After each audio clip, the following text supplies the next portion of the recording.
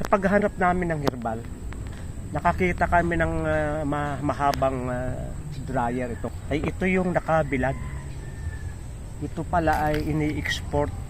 May nakukuha silang oil, may nakukuhang natural color, at na halos lahat ay medicinal. Di umano, pag kanilang kinuha nga pala, kasama ito, yung puno ng bulaklak ng tawag dito, ay napakarami. Binibilat, ang daming namimitas.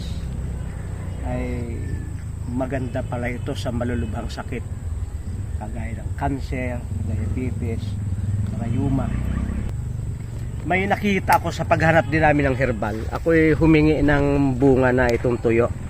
Sabi sa akin ng matanda, ano po inyong gagawin? Ay sabi ko, yan daw po ay magandang tea. Ay hindi naman niya sa pagbibiro ay kuwan. Meron niya ditong may kuwan sa dede, may bukol. Ay pinagtatapalaan niya at uminom niyan ay nawala. Parang ito yung maganda sa braso. Bagaman yun ay tawag dito anecdotal, ay wala naman masama kung ating subukan dahil yan may talagang masarap yan pag may lime, pag may lemon. Maraming salamat sa inyong pagsubaybay sa Natural Wellness si Pastor dito.